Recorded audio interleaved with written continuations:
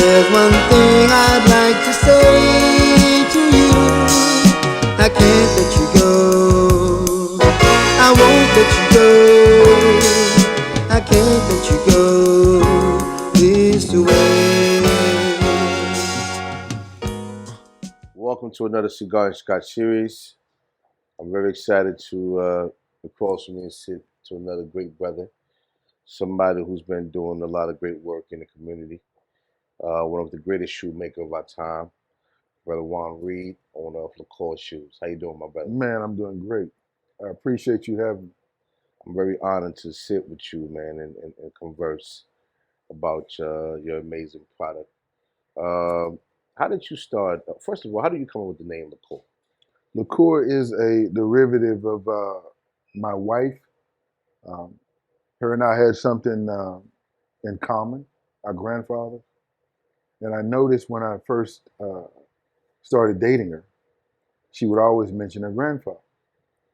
And the characteristics of her grandfather reminded me of mine. I had an amazing relationship with my grandfather. And so I was just led to, when I started the company, I went to her and I said, I'm naming this after your grandfather. He was a good looking guy, pretty black hair. He was a nice looking guy, but he was also a tough guy. He was a farmer. And so he was a man of character, a man of distinction, well dressed. And it reminded me a lot of my grandfather, who I, as a kid, sat at the table with and watched him clean his watch. He had a beautiful hand watch. He was a little older then, so he dyed his hair, but he always had a beautiful edge. He always had, he reminded me of a black Ralph Lauren. Mm. You know how Ralph wears those old rustic clothes? Yeah, denim. But they're always, that's right, Yeah, but they're always clean. He reminded, his shoes were always shine. Both of them were military men. And so that's where the idea came from me for the name. You know, the company itself, man, has been in business for how long now? The company has been in business a little over 5 months. Wow. So I was very honored to meet Brother Juan. I was actually at the shop one day, and he walked in, sat down, and purchased a cigar. I didn't know him from Adam, and we started conversing. As a matter of fact, I didn't know he even sold shoes. But I noticed something quite profound was he always looked sharp every time he came into the lounge. Appreciate it. And it wasn't until Jason, one of my tobacconists who works here, who told me, "Hey, Okay. man, Brother Juan sells shoes." So I was quite interested. So I asked, "Could you bring me some samples?" Mhm. And when I first saw the product, man, I was amazed. I appreciate it. Not just amazed of you being a black man, number one, having your own shoe company. That's regular. I was amazed of the construction. I mean, how much detail was into these shoes. It was so beautiful, man. I've never seen nothing so amazing. And what makes it so incredible is that this shoe is on the level of some of the highest boutique brands you could find in the business. It is. It is. And to know that we had that right here in Houston was quite important to me to kind of sit down and capture that moment. So you and I kind of sat down. We talked about doing a private event That's together. right. That's right. And that event was quite successful, and that sparked something for me. And what it sparked for me was and the reason why I wanted to sit down with you today and converse was to educate us on shoes and what is the importance of having a great pair of shoes, and how did you get that started, and why do you think that is so important to have that in our city? Well, that's a good question. A lot of good questions. I guess the first thing I would say is that uh, for me, I've always had a level of taste. And, a lot of people, you qualify things for yourself. You wear what you like, okay? And all the shoes that I've made, uh, God's honest truth, are shoes that I would wear. So essentially, what I did was me and my wife owned several companies. And what we would do is we said, when we become successful, I said, I'm tired of buying this shoe and that shoe that doesn't have the distinction, detail, and exclusivity that I require. Of course. But we're paying prices for those things. And I said, when I get, you know, enough money, I'm going to start my own shoe line. And that's what I did. And not just what is so amazing about Lecoure is that these shoes, man, is Spain made. That's right. They're made in Spain. They're handmade in Spain. All handmade. That's right. Everything custom. I actually was grateful enough to purchase a pair, customized heel. That's right. I mean, what's the process that goes into making one of these? That's a good question. That's a good question. Well, an example would be, you know, I don't know how to. I can explain how we get leather, but everybody knows that. But we have to choose our leathers. So in other words, we have to purchase our leather for the people that hand make our shoes in Spain. So we have just like anything else. When it comes up for auction, if it's a fine leather, we have to purchase it. If it's a exotic leather, we have to purchase it. So we have people in Spain that purchase leather for us. And there's also leather dealers that we deal with. Most of them come from either India or China, okay? So we purchase those leathers and they're in storage in Spain, okay? So when someone purchases a shoe, all those items go into making that shoe, right? And so even the artisans, shoemaking, just like in the United States, I would compare it to Silicon Valley or the Gulf Coast as it relates to oil and gas refining, right? There's different makers, like you have a Mobil, an Exxon, Silicon Valley, you have Microsoft, and other individuals. Well, in Spain or even in Europe, you have the same thing. You have to choose the manufacturer for you. I chose a specific manufacturer because I like the quality of their shoes, and I like the shoes they created for other vendors. These are shoes that if I would buy, I was still buying someone else's shoe, I would purchase. So I chose this specific vendor. We put together a deal where they would store and manufacture our shoes. So that's how we arrived at that place. You got to purchase the leather. You have to purchase the soles, which are essentially made in a mold. You design your boxes. So how you want to box, there's a separate boxing manufacturer. There is a separate manufacturer for the shoe trees. Wow. So you choose all these distinctions and these things. You create your logo. But the important thing is this. The important thing to authenticity is the fact that it's your shoe. Yes. Okay? So I've told you before, every shoe on our site is derived from me. Every one of them. That's something that you will wear. That's right. Every shoe is a shoe that I would wear.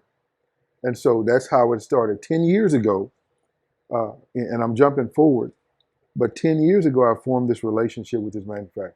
It's not something that just happened. No, nothing happens overnight. That's exactly right. And I think that and I think I told you the story earlier before we started filming was one of the reasons why I really took the time to create the Anniversary 19 that you love so much is that I had a cigar event I did a few years back. It was at a gun show. And this older white gentleman came and bought some cigars for me. And this was like 4 years ago. And I noticed after 5 or 6 pull, he kept staring at the product. On the sixth pull, he took a knife and cut the product, and he called me over and he told me that this was a trash tobacco. He said, "I love your setup. You have a great setup, but you can't sell this for $10. This Right. is trash tobacco." So from that moment, I told myself that if I was going to relaunch the Anniversary 19, I had to go to the source. That's right.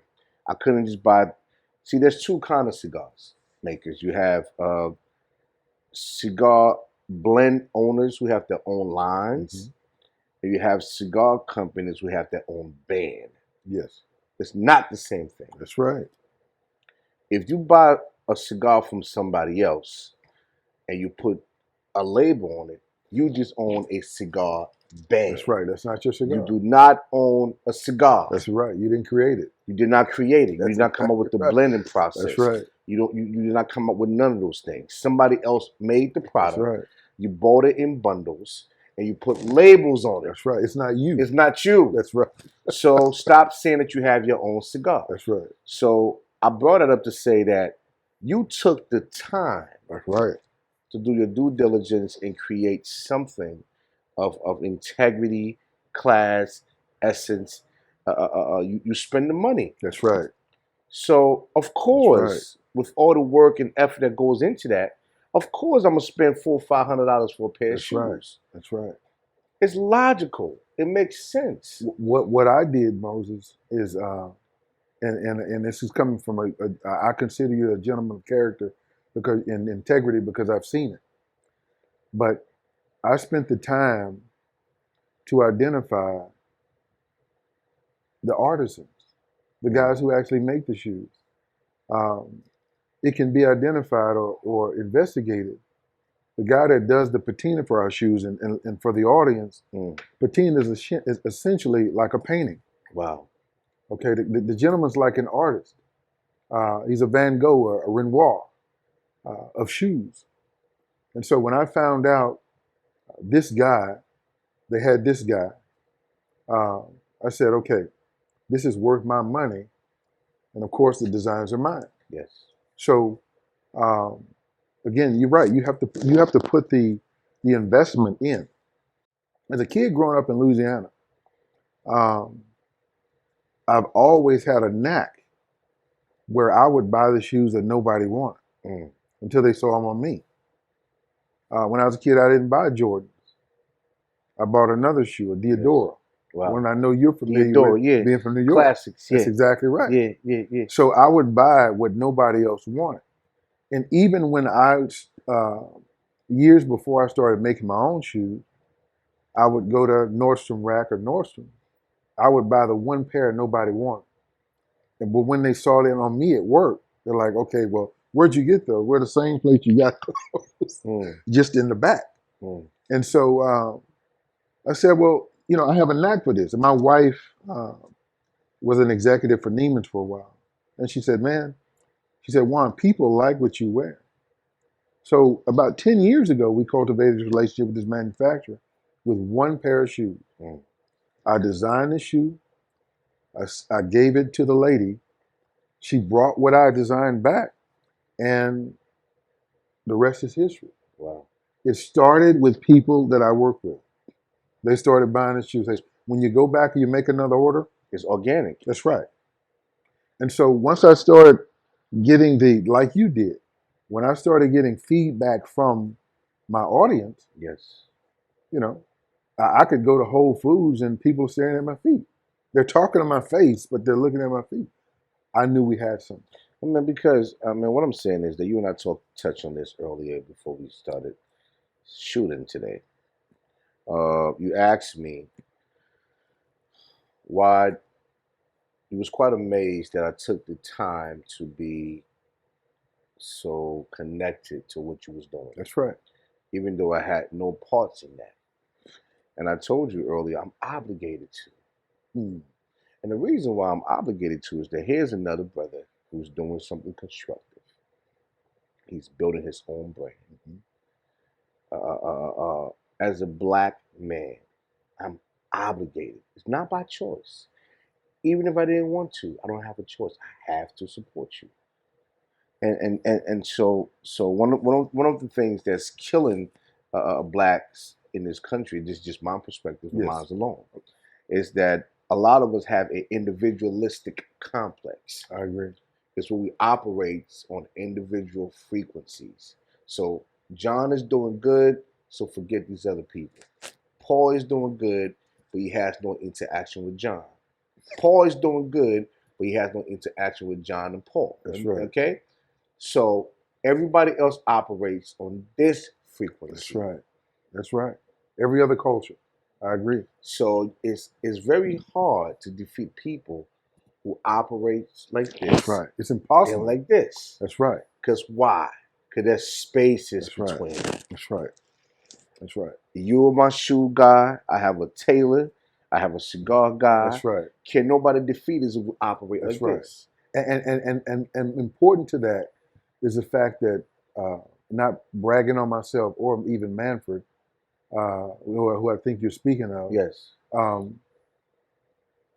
We took the time and we understand. In America, what we're sold on is marketing. Mm. Okay? And they've chosen people that we identify with, the rappers, ministers, etc., famous people, to market to us. Wow. In other countries, it's quality. You may find I have friends in London that are engineers, but don't make nowhere near the money we do here. Wow. But they dress in $4,000 or $5,000 suits. And what I mean by that is not in price, but in quality. And so once I identified the difference in quality in Asia, in London, in these different places, I said, well, if I can bring the quality to my people and explain it to them, then they buy it. And what you're speaking of, when you say that this is my shoe guy, this is my suit guy, this is my liquor guy, this is my cigar guy, yeah. What you're saying is they have a level of quality that I want. Of course. Because to mention the same thing I told you, one of my favorite cigars in the world, we're not going to mention their name, but now my new favorite is a cigar you make. Wow. And that's not because we're sitting and talking. Of course. I'm not that kind of person. Yes, sir. And you're not that kind of person. We're not marketing. We search for quality, integrity, and exclusivity. Yes. You're not going to find my shoes, more than likely, you're not going to find even another pair in the city that you're in. You're not. I made it where my shoes, there's no more than 200 wherever in the world. At 200, my system shuts off. Then I have to design another shoe. I have about 300 pairs of shoes that are not even on my site. Wow. So that identifies a level of distinction and exclusivity that you're not going to get with other people. You can only find it in watches and exclusive brands in Europe. And I gained that understanding and that culture. Most things are cultural, okay? And I captured, well, let me say this. Most people go places and they take pictures to be seen on Facebook. One of the things that made me and my wife distinct and that I loved about her is when we went places, we inundated ourselves in the culture and not just took pictures to put on Facebook. And so we understood the culture of Spain before we even started this company. Wow. The grassroots. That's right. Understanding, connecting with people on a spiritual level. And for me, that's what cigar did for me. I think I've always enjoyed a good cigar. I've always, after a long day, went in my backyard and had a cigar and relaxed. It was a spiritual thing for me. That's right. You know, I mean, it allows me to interact with people on a higher frequency. And creating this space was something that we wanted to present that essence of frequency to people who can enjoy that same access to that. Exactly. You know, man, people spend hundreds of thousands of dollars on things that has no connection with them. Exactly. All right? I mean, listen, don't get me wrong. I love some Celine and Louis and We spend money. It's my money. I can That's spend my right. money how I choose. That's right. But one of the greatest lessons I've learned is that money gives you power, That's right. right? So it's kind of wrong for me to tell somebody how to spend their money. But what I will tell you is that if you can't spend your money with somebody you connect with, and that's a major disconnect. That's exactly right. Is a major disconnect because if this person have a great product, offer you a great service, That's right. and you rather spend $2,000 on somebody else who have no connection to you, That's right. that's a disconnect. That's right. So why is that? Where does that disconnect comes from? It's always something I always wanted to understand. As you're speaking, what I hear is that person doesn't know who they are. Mm. You know, you said we don't connect with our culture. We don't know who we are. One of the greatest issues I think as a culture we have is that we lack self-esteem, and our self-esteem is based in things. Okay, things we don't even understand. What you and I are talking about is what we understand. You said that through what you and I would call, and we're kind of in the same fields, quality control. Yes. That gentleman told you through quality control, hey, look, this isn't something that can be marketed Yes. if your expectation is for somebody like me to purchase it. Wow. And so it's the same thing with a shoe. I know what level of character I have. I know what level of quality I expect. So then therefore I provide it. I'm not going to lay that product out if it's not quality.